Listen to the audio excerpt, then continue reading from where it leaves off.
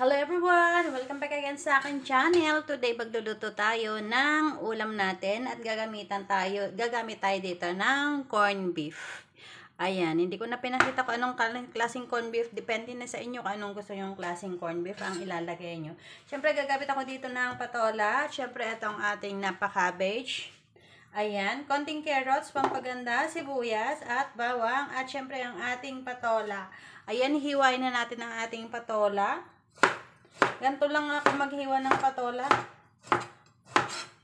Madali lang maluto ang patola mga kaibigan. Kaya depende sa inyo kung gusto nyo malalaki o malalapad o kahit anong klaseng hiwa ang gusto nyo sa patola ninyo.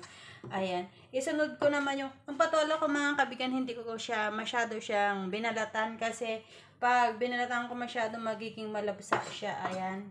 Tapos, gagamit din ako ng konting carrots dito, guys. Etong carrots, guys, hindi naman, necessary. Kung gusto nyo, optional lang. Pwede naman. Pwede nyo lagyan. Pwedeng hindi.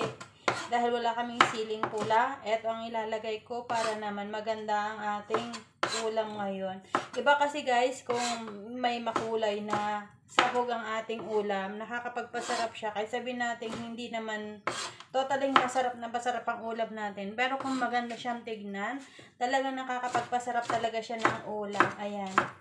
Hiwain na rin natin ang ating sibuyas. The more the better ang sibuyas natin kasi mabango pag may sibuyas. Iba pa talaga pag ang ulam natin ay may sibuyas. Dito kasi sa amo ko, bihira sila gumamit ng sibuyas. Kaya usually ako lang ang gumagay ng sibuyas. Ayan. Syempre ang ating bawang, hiwain ko na rin ang ating bawang. O, di ba ganyan lang guys ang ating ulam today? Yan lang ang ating uulamin ngayon at lulutuin na natin siya ngayon. Ayan, umpisa na natin sa ating pagluluto. Ayan.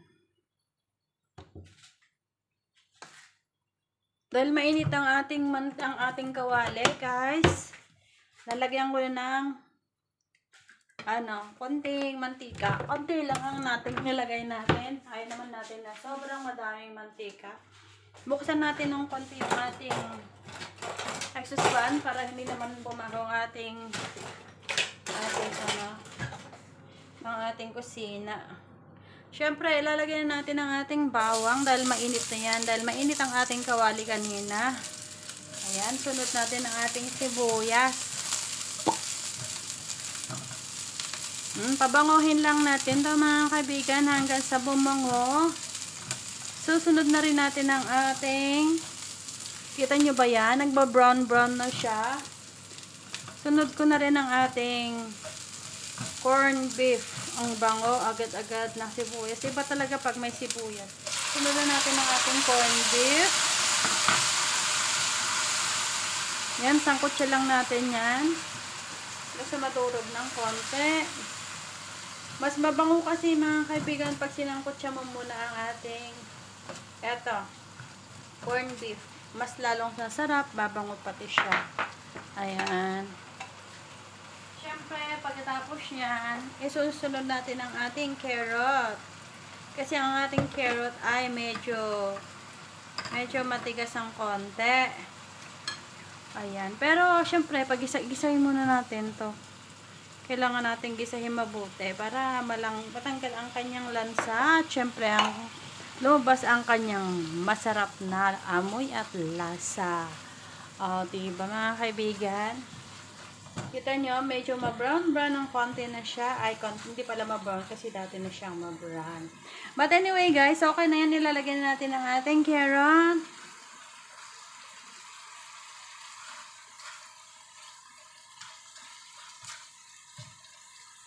Sangkot siya lang natin.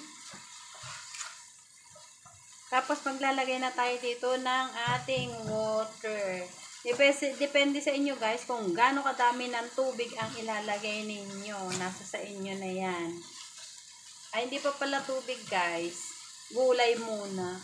Etong gulay muna kasi mas mahirap lutuin itong gulay na ito kaysa yung patola natin.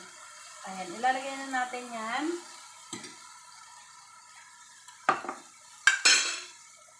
Sangko mo na yung isa, nahulog. Yan.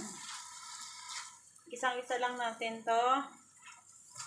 Nagtataka kayo siguro mga kaibigan kung bakit ako naglagay ng wumbok o kay napaka-cabbage dito, no? Gusto ko kasi na maraming gulay. Pwede rin naman guys na purong umbok na lang, pechay o kay patolang ilalagay ninyo. Hindi nyo nalagyan pagsamahin. Pero dahil sa akin gusto ko magsama sila, kaya yan. Ngayon lalagyan na natin ng ating tubig. Ayan. Gusto ko mas maraming sabaw para makahigop ako ng konti. Char. Ayan. Takpan na natin. Eto, takpan muna natin mga kaibigan hanggang sa kumulo. Ayan. Kasi, titikman pa natin yan bago natin lagyan ng kanyang pampalasa. Mahirap yan lagyan agad-agad ng pampalasa guys. Dahil ang alam nyo, ang corned beef ay may lasa na yun. Kaya, tingnan muna natin guys kung okay na ba yung alat niya or hindi pa bago tayo maglagay ng asin. Ayan, dahil kumukulo na mga kaibigan ng ating ulam. Tingnan na natin kung okay na ba yung lasa. Ayan, kumulo na ang ating sabaw. Tikman na natin kung okay na ba yung lasa niya o hindi. Yes, time pwede na tayo maglagay ng ating pampalasa dahil medyo matabang na siya. Asin. At maglalagay ako dito ng konting chicken powder o kaya magic syrup kung wala kayong ganito. Magic syrup na lang. Ayan. Sangkutsa pa natin. Tapos takpan ulit natin. Ayan. Sarap na ito. Grabe, sarap ng sabaw. Pwede na tayong kumain. O, diba napakadali lang magluto ng ating sabaw?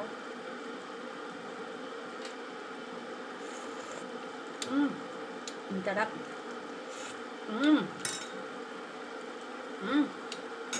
Yummy.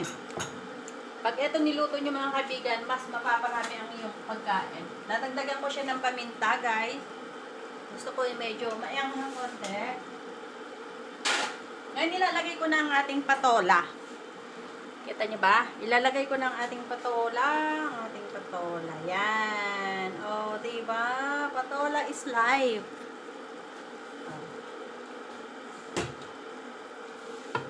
Yan. Takpan ulit natin hanggang sa maluto. Tapos tsaka tayo kakain. Pag naluto na yan, ulam natin. Ang dali lang magluto ng ulam guys kung meron tayong iluluto. Ang problema lang, pag wala tayong iluluto, ayun lang talaga ang problema natin. O, diba mga kaibigan? Ayan, buksan na natin to mga kaibigan dahil sigurado luto na ang ating patola. Ayan. Tcharam! O, diba? Luto na. Kita niyo ba yan? O, luto na ang ating patola, guys.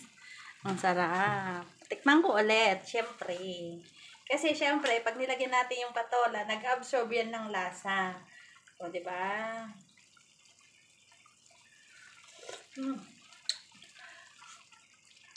Sarap. Hanguin na natin dahil kakain na tayo. Ang sarap talaga. Ayan, hanguin na natin guys ang ating patola. Kita nyo ba yan?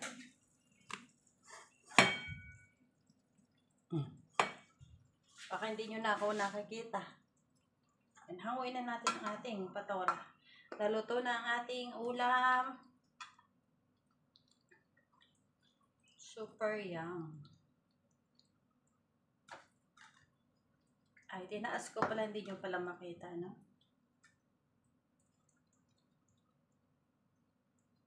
Ito ang the best ulam. Tola.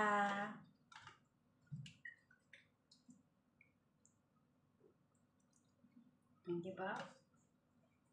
Siyempre, lalagyan natin yan na. Corned beef.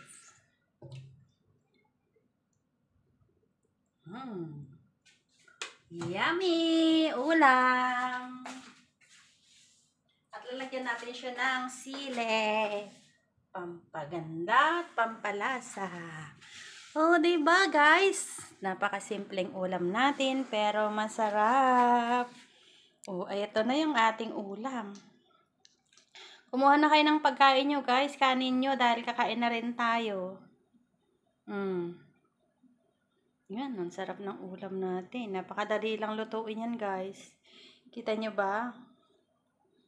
Sabaw pa lang yan, ulam na. Oh. Salamat sa inyong panonood, mga kaibigan. Napakadali lang po lutuin na ito. Kung gusto nyo gayahin nyo na lang din po. Bye-bye! See you next time and thank you so much for watching. It's time to eat. Kakatakam, no? Ako man, natatakam na ako. Gusto ko na rin kumain. Bye! Please don't forget to subscribe, like, and share kung hindi pa po ako nakapag-subscribe sa ating channel. Bye, guys! Thank you so much. Off ko na.